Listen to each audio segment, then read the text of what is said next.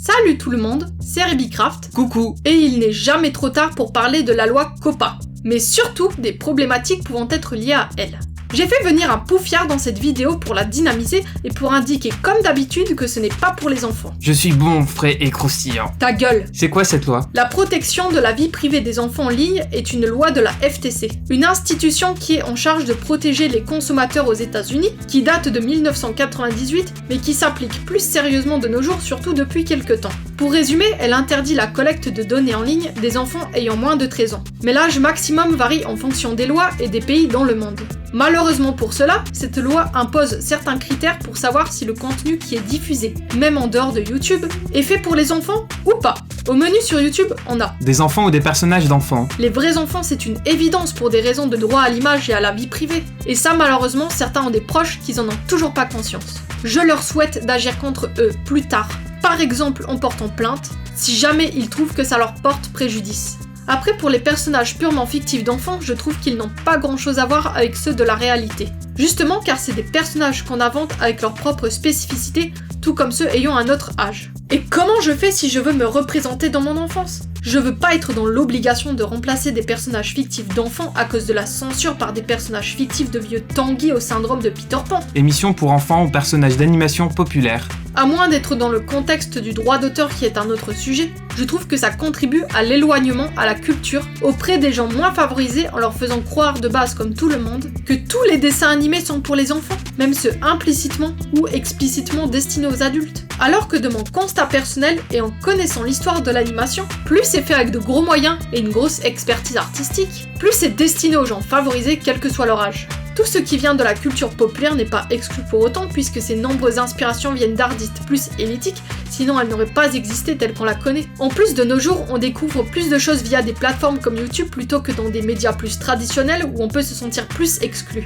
Ça va faire encore un autre sujet à développer dont je parlerai dans une autre vidéo. Des jeux ou des histoires utilisant des jouets pour enfants. Fini le stop motion pur et dur avec des miniatures. Il va falloir que je m'emmerde à rotoscopier tout à fond. Comment je vais faire pour jouer à la poupée en live ou faire figurer mes jouets si jamais j'ai la flemme d'animer? Des enfants protagonistes qui s'adonnent à des jeux naturels courants, comme le jeu d'acteur ou le jeu imaginatif. J'ai pas envie de faire apparaître en prise de vue réelle des vrais enfants protagonistes. Aucun intérêt pour moi et encore moins pour eux et leur vie privée. Chansons, histoires ou poèmes populaires pour enfants. Ah mince alors! Je voulais adapter ces vieilles histoires pour enfants de mon enfance en animatique pour des raisons artistiques, mais là j'hésite du coup. Encore heureux que j'expose pas mes brouillons de lents scénarios fictifs parce que ma narration fait souvent enfantine alors que ce n'est pas pour les enfants. Chacun sa façon de structurer ses idées. Les poèmes et les chansons c'est pas mon point fort mais le risque que ça fasse gamin surtout dans un but humoristique ou parodique est quand même là. Déclarer si la vidéo est pour les enfants ou pas ne me pose pas de problème car j'ai pas envie de faire des vidéos dites pour les enfants et j'ai expliqué une des raisons pourquoi dans mon premier vlog, donc là c'est clair.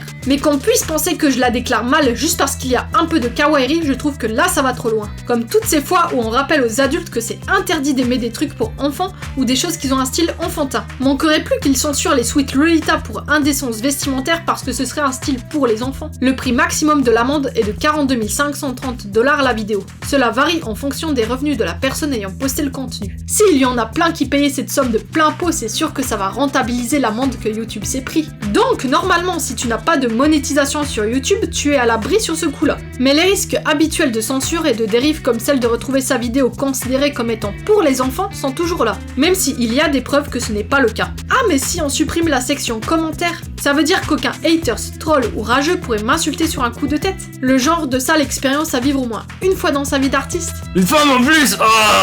Ta gueule. Ça reste moins traumatisant que s'il fallait en arriver à se sentir obligé de bloquer soi-même cette partie pour se préserver. J'avais déjà lu quelque part qu'une vidéo avec un langage clair et précis pouvant être compris par des enfants peut aussi être considérée comme étant pour eux. C'est quoi ça au juste? Un langage accessible à tous ou celui fait avec une voix mielleuse, enfantisante et un sourire figé? Ton voyage se passe bien, ma petite poulette? Ça se passait bien avant que tu ouvres ta gueule. Franchement, c'est quoi un contenu pour enfants? Surtout quand on sait qu'il y a des enfants matures pour leur âge ou intellectuellement précoces qui sont capables de voir les pires atrocités à l'écran. Comme ce jeune Arthur qui n'est jamais allé à l'école. Et qu'on a beaucoup d'adultes qui au contraire sont hypersensibles à la violence pour plein de raisons. Épilepsie, phobie, traumatisme, etc. Quelqu'un peut très bien être capable d'aller voir une scène de torture en ligne et d'un autre côté être choqué par une bagarre de rue près de chez lui. C'est quand même bon de rappeler que ce n'est pas parce qu'on ne regarde plus de vidéos pour les enfants qu'on est capable de tout voir. mineurs. L'inverse est valable aussi. L'âge n'est malheureusement pas le critère absolu pour évaluer le niveau de sensibilité d'un individu. Sinon, les choses auraient été plus simples. Je trouve qu'il y a beaucoup d'hypocrisie dans toutes ces actions institutionnelles qui consistent à protéger les enfants de la violence des écrans. L'intention n'est pas mauvaise dans le sens où il ne faut pas laisser quelqu'un en danger, ce qui est évident. Mais de là à les prendre pour des cons en les empêchant à tout prix de voir le moindre contenu dit pas pour eux, même si c'est finalement soft, reste une mauvaise éducation à l'image. Surtout quand on sait que des vidéos beaucoup plus violentes passent facilement sous les radars. Si c'est pour leur cacher les failles de ce monde, quelles que soient les intentions, ne vous inquiétez pas. Même des émissions pour les enfants peuvent leur apprendre beaucoup plus de choses sur l'école de la vie quand on creuse bien. Après, il ne faut pas prendre les animés à la lettre non plus. Vu tout le drama qu'il y a eu avec cette loi, ça peut paraître vraiment étonnant que je souhaite continuer malgré tout à faire des dessins animés. D'un côté, ça me fait un peu peur de me dire que je risque de subir pour rien les dérives de la loi COPPA, mais d'un autre côté, YouTube et le monde changent tellement vite de nos jours que ce soit en bien ou en mal que ce serait dommage que je m'empêche de produire mon contenu comme je veux